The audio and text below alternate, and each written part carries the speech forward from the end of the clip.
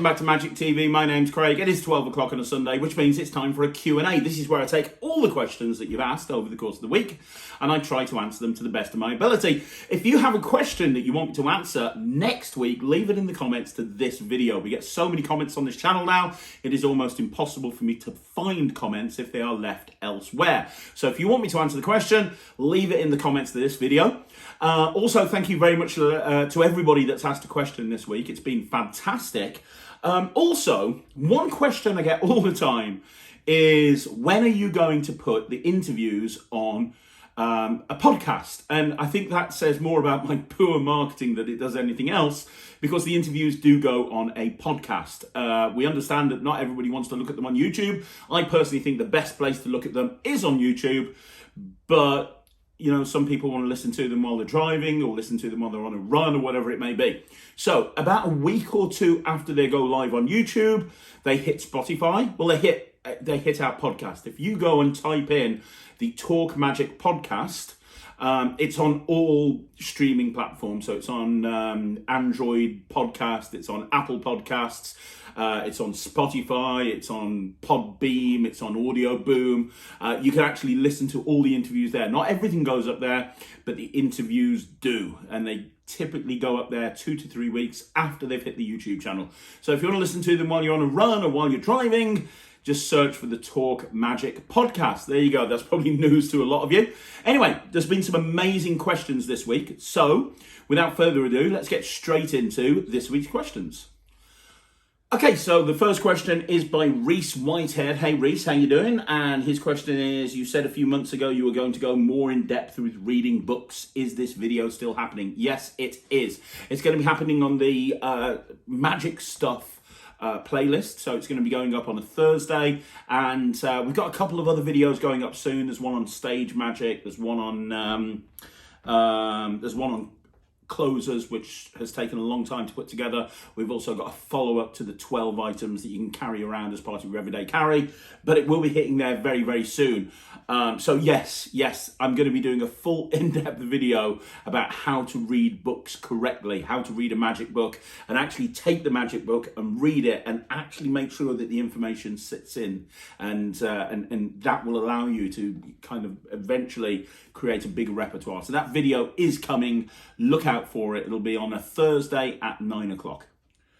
Okay, so the next question is by Anoop Badaria. Hello, how you doing? Love magic. Me too. You want to take it further and you've started magic lessons. So you're hoping to be able to gig one day soon. That is very cool. You've practiced to your friends and family. Good place to start. My question is it better to start at a charity event? Thanks again for all your useful videos on the channel. I'm enjoying learning so much. No problem. So I suppose the question you're asking here is, where's the best place to go out and perform and get flight time? And I think the most important thing that you have to understand here is the only way to get good, if you want to be a really good performer, the only way to get good is to actually go and get flight time. Practicing in your bedroom and practicing over and over again will only get you so far. Performing to your friends and family will only get you so far. Your friends and your family are always going to be polite, or they're eventually going to switch off. If you keep showing them trick after trick after trick, they're going to be like, oh no, not another one. Please don't bother us with it this time. Eventually you have to go out there and you have to actually go and perform for real people. The best place to go out and perform for real people to get practice depends on what you want to do. And what I mean by that is, do you want to be a stage performer? In which case, you might want to go to open mic nights. You know, there are a lot of open mic nights all over the world where you can actually go and you can do like a 10-minute act in front of a real audience. And you will find out very quickly whether your act is good or it's not good. And you can practice this act and you can have it so you think it's absolutely brilliant, and you can show your friends and show your family and they're going to say it's absolutely brilliant. When you walk out on that stage, you're going to find out very, very quickly whether your act is brilliant or not. So if you want to be a stage performer, look for open mic nights. They happen all of the time. Not just comedy clubs, but everywhere. Just Google in your area open mic nights.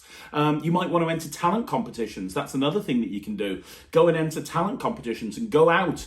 And I'm not talking like Britain's Got Talent or America's Got Talent. I'm talking about small regional talent competitions where it's in a village hall with a few with a few people watching, whatever it may be. It gives you a chance to go out and practice performing in front of a real audience on stage. It's that flight time, and that's really important because eventually you're going to have to cut your teeth as a performer, right? When I cut my teeth, it was doing holiday parks. And I already had my show at a certain level, and that's the important thing. Holiday parks aren't the be-all, end-all. You never want to be doing holiday parks your whole life. You never want to be doing those sort of gigs your whole life, but it's a good place to get good. But you have to have a certain level to begin with, because if you don't, the holiday parks and the events managers won't want you back again. So you've got to get to a certain level first of all, and that's where these open mic nights come in. In terms of close-up magic, if you want to be a close-up magician, you have to find somewhere to do that as well. Try, like you said, charity events and offer your services for free. But don't just go and offer your services for free. Get something back in return. It might be, hey, go and approach a charity. They'll normally have the whole thing videoed.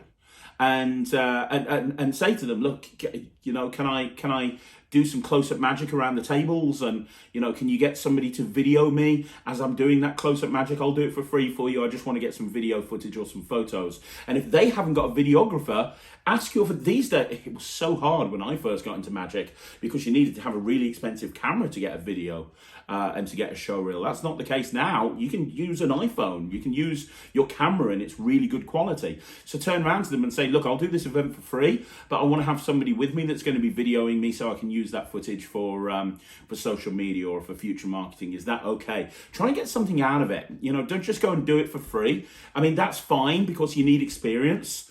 But if you can get something out as well, if you can negotiate, well, let me just have this guy come along and video me. I'll give you access to the footage so you can use it on your social media as well, whatever it may be. You want to think, I'm guessing you want to eventually become a full-time professional magician. That's what you said there. So there's no time like today to start thinking about the future. You've got to think about your marketing, and video shouts 1,000 words, right? You really have to have really good video. And start doing it now. You can kill two birds with one stone. You can get good, you can get experience, whilst at the same time you can have your you can get your video camera, and you can get a whole bunch of footage. So charity events are great. Old people's homes, retirement villages, that's another great place. Walk in there and say, hey, I'm a new magician. I just want somewhere to practice. Please going to come in and perform some magic for your guests for free. Then hardly anyone's going to say no to that. Look at restaurants. Go and speak to some restaurants, and I'm going to be doing a video soon on restaurants. But go and do some restaurants and say, hey, I'd like to come in and do some magic for you guys. All I want is a meal in return. Try and get something out of it. Try and get some meal vouchers or something, because there's a big thing in this industry, which is you should never go in and do free gigs, and you should never do free gigs. Some of the best gigs I've ever got has come as a result of doing a free gig. I've done a free gig. I've done something for free, and as a result of that, it's led to bigger and better things. Look at John Kimmo. I interviewed John Kimmo on this channel. Go check out the Chalk Magic playlist. And he said the same thing. Every single thing he's ever accomplished has been because he's put himself out there and he's not been afraid to go out and do stuff for free. And you'll hear a lot of people say, never work for free. But when you're new and you just want experience, there's nothing that beats flight time. So go and hustle. Don't just be... The difference between somebody who's going to be successful and somebody who's not is the person who's going to be successful is going to be that person that's hustling. They're making themselves better. They're going out there. They're putting themselves into uncomfortable situations. They're putting themselves out of their comfort zone, and they're putting themselves into situations where they're getting to practice their material over and over again, and that's the best place to get good. So yeah, that's a long drawn out answer to a question that was just about charity events. Yeah, charity events are good, but don't just stop there. There's a million places where you can go and you can get that flight time that you really, really need. Okay, so the next question is by the Fess, and this question is, do you believe rubber band magic should be part of your everyday carry, or should it be considered a staple of an everyday carry? Absolutely. I mean, rubber bands are a great thing to carry around with you. They take up no space, right? I will frequently be found out and about with rubber bands on my wrist, not like loads, you know, when I go out and gig and I feel like doing rubber band magic, I'll probably have like 10 or 15 on my wrist, but I'll very easily have like a couple of rubber bands, and with a couple of rubber bands on my wrist, I can do like a 15-minute act. And I know I didn't include them in the everyday carry video, and the reason is that everyday carry video was meant to be routines that are kind of organic. So it's kind of like you would expect to find something like this in your wallet. You'd expect to find something like this on your keychain. A lot of people wouldn't carry around rubber bands, but that doesn't mean that you can't have them with you at all times. I use the Rhine Fleece rubber bands. They're absolutely amazing, and I just put them on my wrist, and I've got them there, and I'm good to go. And when I want to do a routine, I can. And the nice thing about rubber bands is there's so many different things that you can do with them. A lot of people think that rubber bands are all about penetrations and that's all that there is, but there's so many other routines that you can do with rubber bands. And one day I'm going to do the hows and whys of rubber band magic when I get around to it. But there are so many routines that you can do. I used to work with somebody, and he's a guy called Russell Leeds, who was a very well-known rubber band magician. He now has completely left the magic community, doesn't have anything to do with magic anymore. But I mean, he was so well-known when it came to rubber bands that Joe Rhine Fleece's rubber bands, the Legends pack, the yellow rubber band is actually named after Russell. And he used to do so many things with rubber bands that you just wouldn't expect. So he did this thing called band fly, where he had 3 rubber bands on his fingers, and one at a time he'd make them jump across like 3 fly, but with rubber bands. And he used to take a lot of coin plots and apply those coin plots to rubber band magic. And that's the thing with rubber bands. It's not just about the penetrations. One thing that drives me crazy is that I see magicians doing rubber band magic, and they all do the same thing. They just do crazy man's handcuffs. And that's like taking a deck of cards and only doing ambitious card and nothing else. There are so many different things that you can do with rubber bands if you just kind of are open to learning it. You know, there's so many different wonderful routines out there. There's so many different amazing creators of rubber band magic out there. Joe Rhine Fleece, Dan Harlan, you know, the list goes on and on and on. So yeah, rubber bands should absolutely be part of your everyday carry.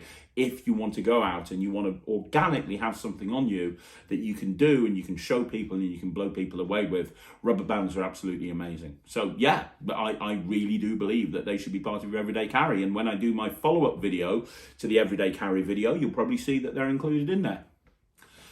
Okay, the next question is by Fitlium. And how you doing, buddy? I hope you're well.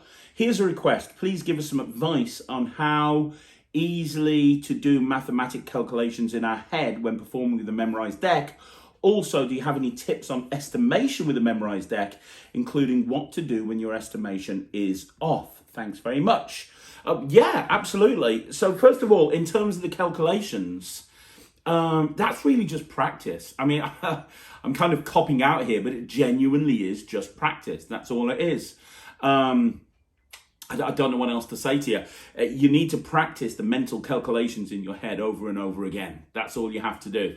There's not many routines I do where you have to do any sort of mental jiggery pokery. The only one that I can think of is Assy Wins Card at Any Number, where you kind of have to do some very simple mental calculations. The key thing is, when you're doing anything like that, is you can't make it look like you're doing a mental calculation. And what I mean by that is, I've seen magicians, and what they'll do is they'll get into this point where it's kind of like, right, okay, now I need to do this, and they kind of just stop presenting, and they're kind of just looking up like this, and they're kind of just thinking, and okay, and then you kind of like, oh, a few seconds later, right, I've got it, okay. If you're terrible at mental calculations and it's really going to throw your presentation off, then think of another trick that you can do that doesn't involve mental calculations.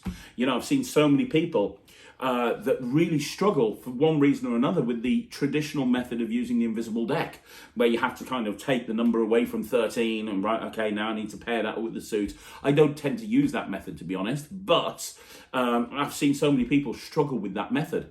It's the same thing. If you struggle with it, then either come up with another solution or try to replace it. The key thing is to build those moments into your script. So what I mean by that is if you know that there's going to be a moment in the routine where you're going to have to do some sort of mental calculation, build it into the script. Have a moment where you take a step back. Maybe you're turning around for some reason. Maybe you're, whatever it may be, I'm going to turn around so I can't see, and in your head you're kind of thinking through this. See if you can build that moment into your script so that you're not just standing there looking dumbfounded, if that kind of makes sense. The other question you had is, do you have any tips on estimation with a memorized deck, including what to do when your estimation is off? Well, I actually talked about this on a 5x5 that's coming up soon. But my piece of advice that I would give you, and I have a mem deck here, went and fetched it when I saw your question. My big piece of advice that I would give you is to get a random card generator on your phone. You can get a random card generator, or you have to, I think it's random.org. All you have to do is just type into Google random card generator. I think it's random.org, and you can select playing cards, and you can just literally hit next, and it'll come up with a random card and a random card and a random card. And the first thing that you want to do is you want to try and practice cutting to it. So for example, let's say Jack of Hearts. Well, I know in mnemonic, Jack of Hearts is the 20th card. So if I cut, I see that, which is 17, so I'm 3 off. So it's easier to get the estimation if you are holding the deck in your hand. So let's say 26, well, that would be the King of Diamonds, no breaks being held, just in case you're wondering. Boom. Okay, I was 1 off because that's 27. So that would be 26. So it's about practicing. Just press the random generator and just practice and just go for it. Then, in terms of what to do when you're off, well, this is all about jazzing with a memorized deck. And the beautiful thing is a memorized deck is a great thing to jazz with. Ryland practices this every single day. So let's say that somebody named, for example, I don't know, the Eight of Diamonds. So that's 29. Okay, so let's just say I cut the deck. I look.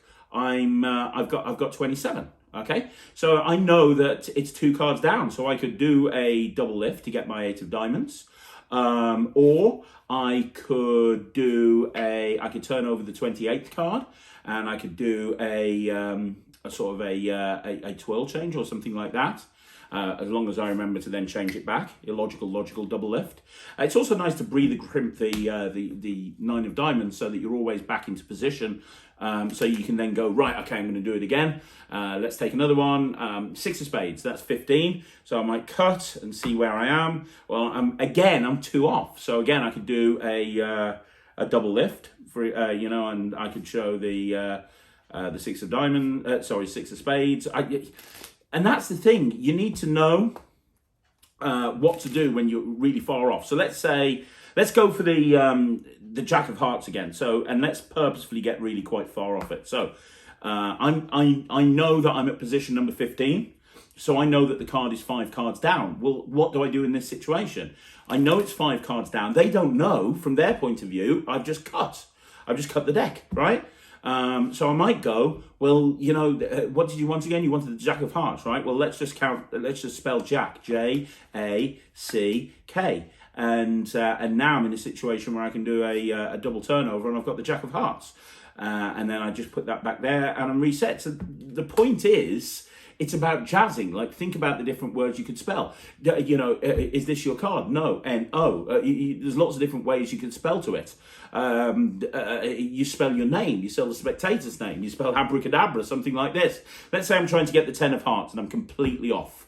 I'm going to purposefully be completely off. I'm completely off now. I look at this, I see I'm at the 27th position, and I know that the 10 of Hearts is at the 38th position, so I'm 11 off. So I might go, well, okay, the deck's been cut, brilliant. Let's spell my name. C-R-A-I-G, that's my first name, but obviously my last name as well. P-E-T-T-Y. And there's the 10 of Hearts. See? So it's about knowing and very quickly being able to get to that position without actually doing any thinking. You could use slip cuts. You could use a whole bunch of different things. You can count from the face of the deck if you want to. You can count from the back of the deck. And also, don't forget that a lot of the cards you can count to without even needing to cut the deck. So, for example, if you said Ace of Spades, I might just go the spades. Let's go S P A D E S. Oh, there's the Ace of Spades. You know, it might be. You get the point. You get the point. Now you can get to a point where the spectator, you can get somebody else to cut the deck. So again, let's just say the 5 of diamonds. Well, I know that's 25 cards down from the top of the deck. So I might say, right, do me a favor, cut slightly less than half the cards. So they cut there and you go completely cut. Brilliant. Well, in that case, boom, there you go, 5 of diamonds. That's great. So I just say, look at that, you managed to cut to the 5 of diamonds. And that will happen more times than you think. But let's just say that they are really rubbish and they want the 5 of diamonds and you cut here. Well, I know that's the 16th card, right? Well, I know that I need 9 cards away. So how many are going to get 9 cards away? Well, there's a few different ways. I can just turn over this card and I know it's a 9, so I could go, look, there's 9 there. So if I go 1, 2, 3, 4, 5, 6, 7, 8, 9, there's the 5 of diamonds. So I practice this every single day. I practice jazzing with a deck of cards every single day. I practice having other people cut the deck, and I just work out what I would do if I wanted to get their card. Because trust me, when you're doing walk around, or you're doing mix and mingle, or you're doing table hopping, this is why I love the mem deck so much. Forget about all the wonderful routines that there are, and there are a lot of really wonderful routines, but forget about all that for a minute. Just being able to do this, just being able to say to somebody, hey, I've got a pack of 52 cards, do me a favor, can you name a card for me? What card would you like to name? What card would you want? Name a card. Oh, you want the Ace of Hearts, do you? Okay, fantastic. Yeah, are you sure you want the Ace of Hearts? Okay, watch, if I take that 9 of diamonds, and that's the worst one in the world, take the 9 diamonds and rub, I can turn it into the Ace of Hearts. Isn't that amazing? It's the amount of magic you can get from a memorized deck just by jazzing is absolutely incredible. And that's one thing that Tom Crosby taught me when I first started with the memorized decks. And there you go. Hopefully that answers your question, because the question was, what do you do with your estimations off? Well, you have to think on your feet, right? You have to think on your feet. You know where you've cut to. You know where the card is. You know the difference between the two. So how are you going to get there? How are you going to get those 9 cards from there to there, or those 5 cards, or those 2 cards, or those 1 card? Are you going to use a slip cut? Are you going to use a color change? Are you going to do, what are you going to do? The more techniques that you know, the better. So hopefully that helps. Okay, so the next question is by Mr. Harmon, the legend himself, Mr. Harmon. Question is, what's the worst trick you've ever bought? By golly, there's so many terrible ones.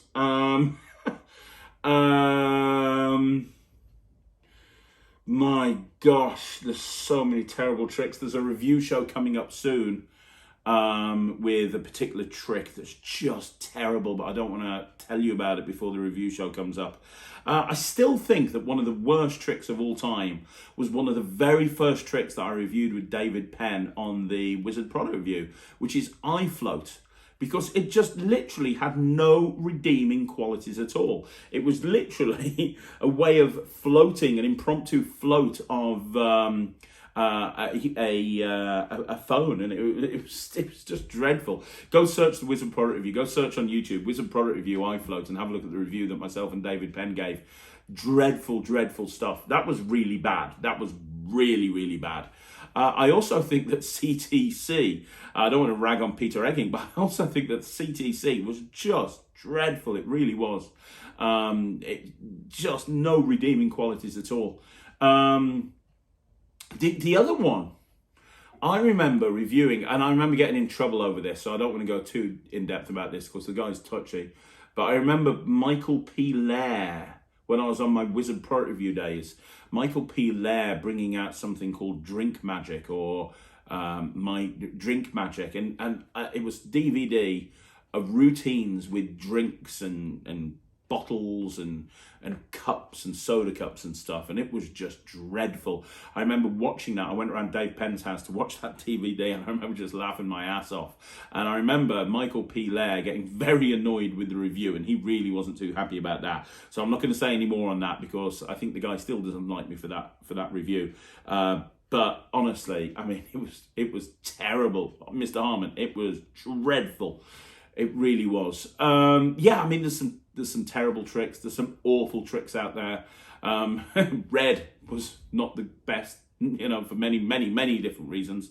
But we've already talked about that in great detail. And I think I did an honest trailer on this a little while ago, but there was a trick that came out a little while ago called Twix or something, which is it's like a rubber Twix. Okay, so it's like a rubber Twix, and the whole routine is he has it up his sleeve. He has this rubber Twix up his sleeve, and it's like I'm a magician, and I keep Twix up my sleeve or something like that. It's just a terrible pun, and it's like, well, first of all, it's like, why would you keep a chocolate bar up your sleeve? Why is it not melting? And then there's this terrible routine with the worst color change you've ever seen. Honestly, the worst color change. They marketed this as learn the underground color change. It was terrible. It was a terrible color change. And then it was like, it was just printed on the Twix. It was just a terrible trick, honestly. It's one of the worst tricks I've ever seen. I did an honest trailer on it. Also, a lot of the stuff by Kevin Parker, not everything, but a lot of the stuff from Kevin Parker was abysmal. I'll never forget cans. I did an honest trailer on this as well. Go and have a look at it. It was a production of 4 cans of Coke. And the method is to have a flasher Mac on you, like a giant anorak with humongous sleeves. And he's just literally pulling these cans from under his sleeve. And I love the fact that he sold an entire DVD where the method is get yourself a flasher Mac and shove some cans up your sleeve. And because you've got 4 cans, 2 up each sleeve, it's like it just wouldn't, it wouldn't fool a blind monkey. It would not fool a blind monkey. There's been some terrible tricks. I sometimes think, oh, look at these terrible magic downloads that have come out recently. It's not like that in the old days. Well, actually, it was like that in the old days. It's just that in the old days, it didn't come out as a download. It came out on DVD. But yeah, I think if I had to put my finger on one of them, it would probably be iFloat by, I don't even remember who did it, but iFloat was absolutely dreadful. Okay, so the next question is by Gary Lambert. Hey, Gary. I know you use the Richard Sanders Extreme Burn Locked and Loaded. I noticed you were using the old £20 notes. Have you tried the current style of plasticized currency? Thank you very much. Yeah, I have, and they're great. And I've actually got a set made up, and it's ready to go. But when the whole country went into lockdown about 15 months ago, those £20 notes were still the old style £20 notes were still kind of legal tender, and everyone was using them. And then obviously fast forward 13 months, we're now coming out of lockdown and no longer are people using them. So I have got a new set made up, but for virtual shows and everything, I'm still using the old set. It doesn't have, I don't have a problem using the old set, to be perfectly honest. In fact, I don't know if I'd have too much of a problem using the old set actually in a gigging situation. I've obviously got a bit of a problem with it because I've gone and got myself a new set, but I haven't got too much of a problem using the old set, to be perfectly honest. But yes, I've used the old set just because why not? No one's ever turned around to me in a virtual show and said, you know what, that would have been really good if we'd been using the new notes that have just come out. But I have got a new one set up ready for when I go out there gigging. And the polymer notes are great. A lot of people are like, oh, the polymer notes make everything a lot more difficult. No, they don't. It works, and it works really well. You just have to kind of get your head around it. But polymer notes are absolutely fine. And especially for extreme burn, they work great. So the next question is by Danny Marco. Hey, Danny, how you doing? Thanks so much for your answer. No problem. So my question, I love coin magic, so do I.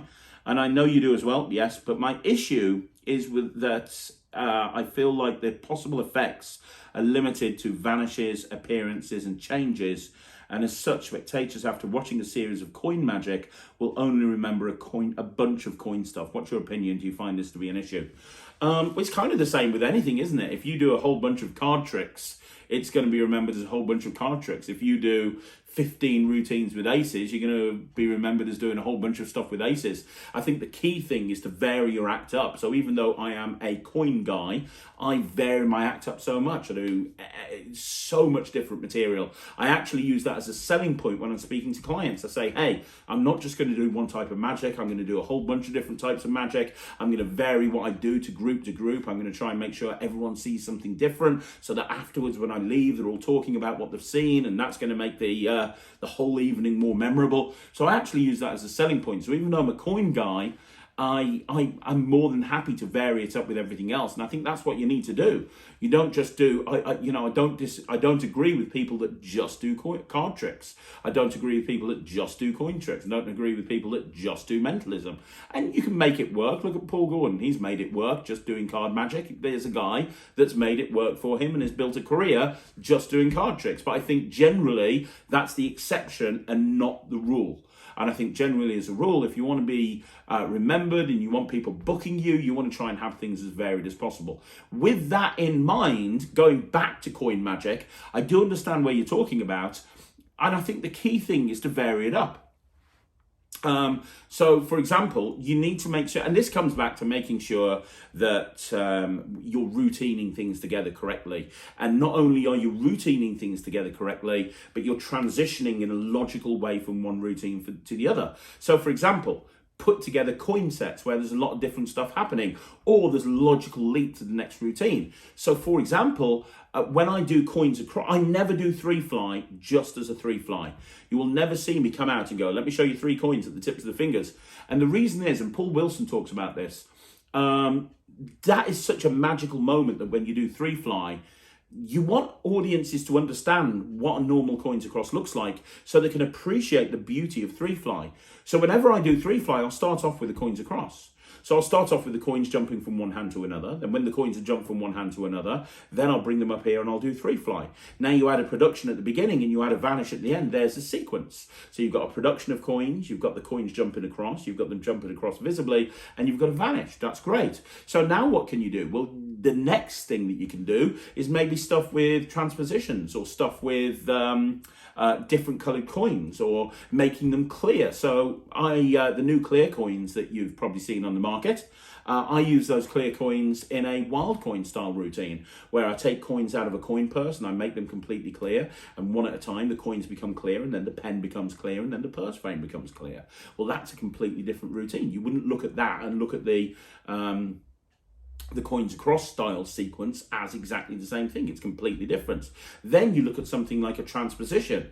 Well, how do you make a transposition different? Well, look at my routine sponge, where I have a transposition between a sponge ball and a coin. So now you've got a completely different visual. I've got a sponge ball over here, I've got a coin over here. They're going to change places, and you've got that kicker where the two items fuse together into a metal ball.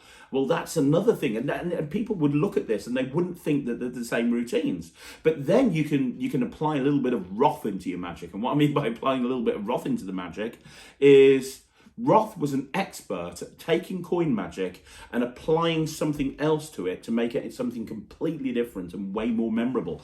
Look at some of Roth's routines and you'll see what I mean. So you've got the you've got the portable hole. Such an amazing hook. Immediately, look, this is a portable hole. I'm going to put it here. This is an invisible purse. I take the coins out of the invisible purse, I drop them in the hole, they disappear.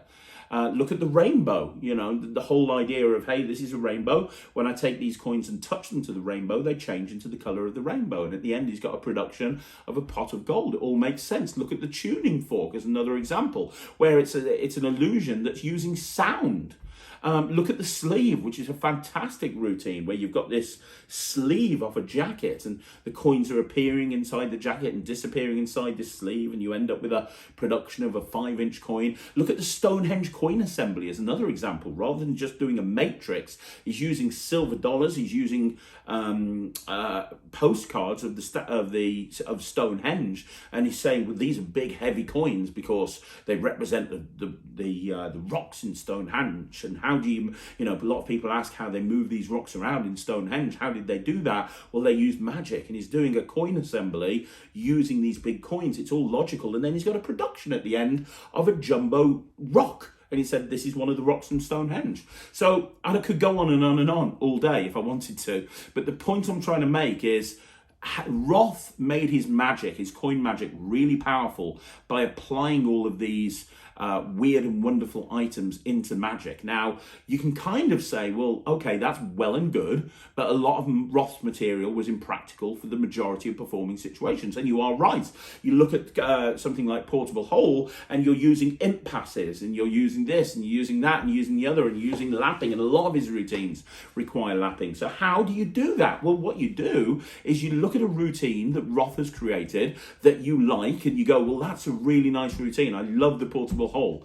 And then you go, well, how can I make this routine my own? And you might make it your own by keeping the exact same premise, but making it more practical. I've got 3 different versions of the Portable Hole. Each one of them uses the hole, it uses the purse, but none of them require lapping. It's all done standing up. None of them require a close-up mount. It can be done on any surface. So now I've taken a plot that I really like, that engages audiences, that doesn't feel like a normal coin trick, and I've made it more practical for the environment in which I perform. But you might not want to go down that route. You might want to say, for example, use something that Roth's done as a catalyst to create your own routines. So an example of that is the world.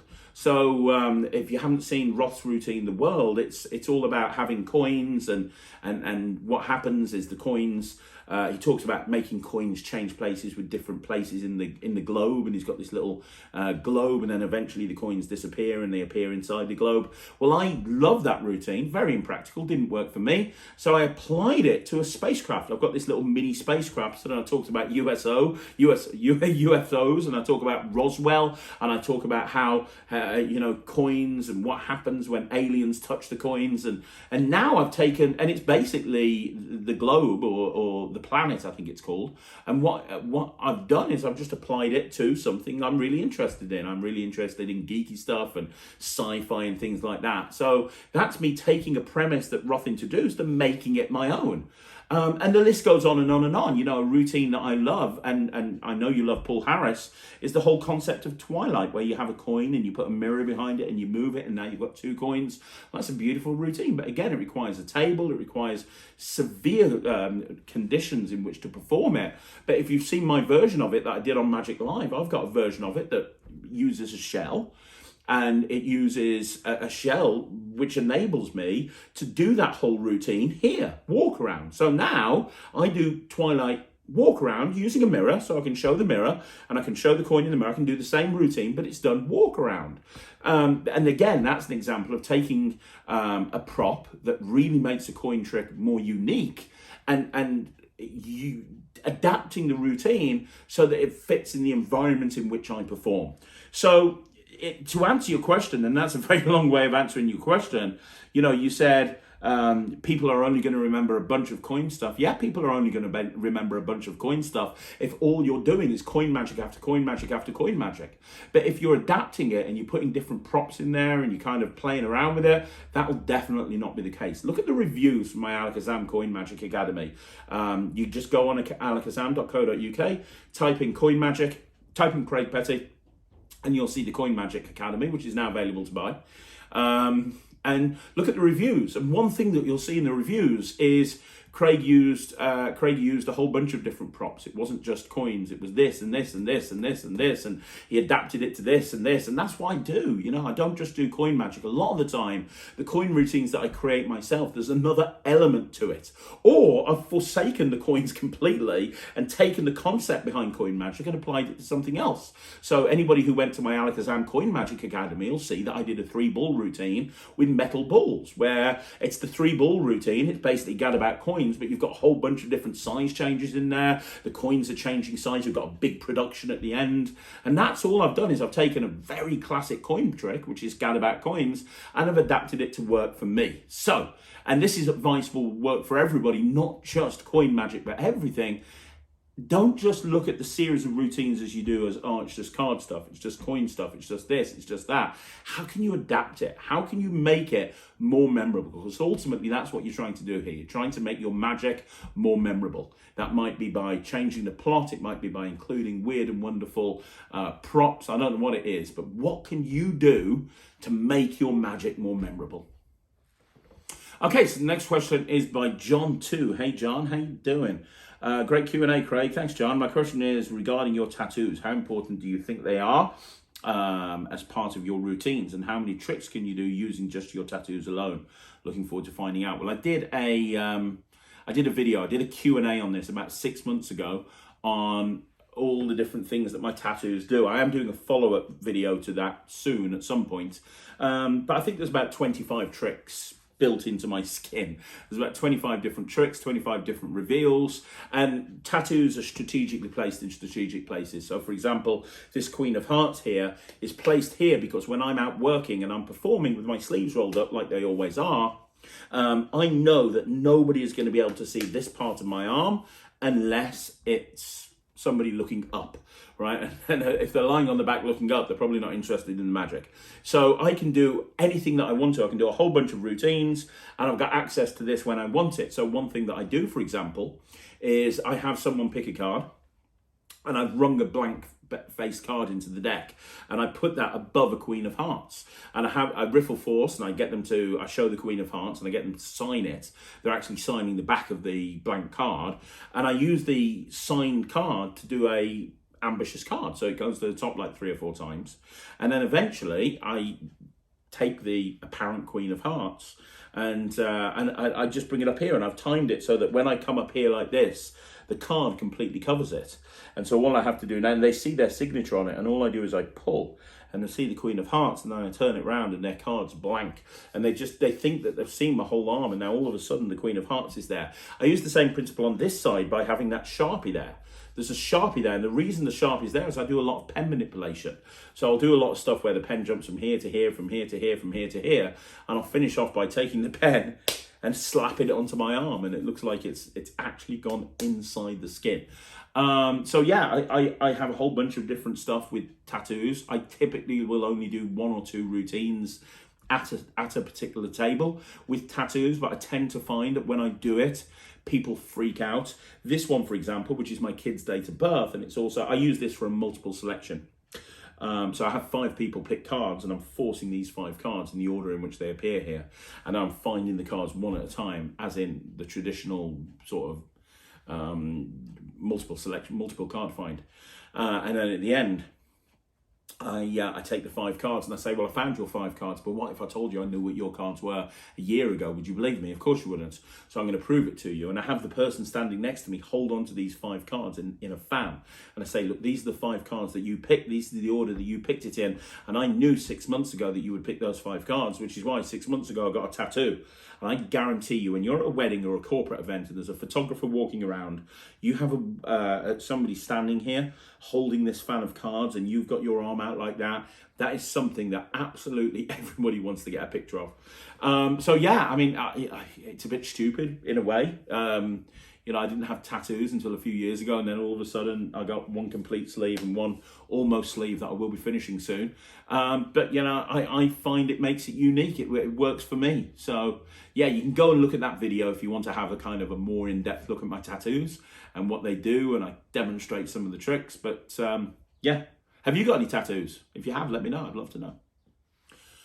So the final question is from various different people, and the question is, what do you think of the Nexus Wallet?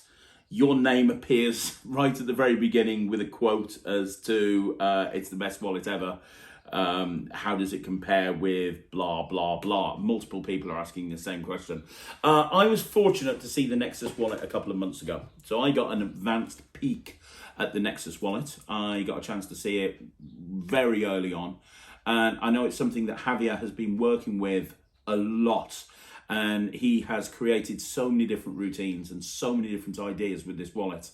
I will tell you right now that tonight at 9 o'clock, I have a review show special on the Nexus Wallet. I'm going to be interviewing Javier. We're going to be talking about the development of the wallet. We're going to be talking about what it does, what it doesn't do. We're going to get him to talk through a couple of different things, and then we're going to come back to the studio and I'm going to give it a full review. And I'm not just going to review it, but I'm also going to compare it to 2 wallets that I have talked about that I know that people know that I like, which is the Shadow Wallet and also the FPS wallet, because I'm a big fan of the SPS wallet. I'm a big fan of the Shadow wallet. So how does the Shadow wallet and the FPS wallet compare to the Nexus wallet? That's the question. And I don't want to tip my load too much, so to speak. I don't want to be going too much about it in here, because I have got an in-depth deep dive into Nexus Wallet at 9 o'clock tonight. What I am going to say to you is you want to watch that video, because I'm going to give it a full, complete, and total honest review.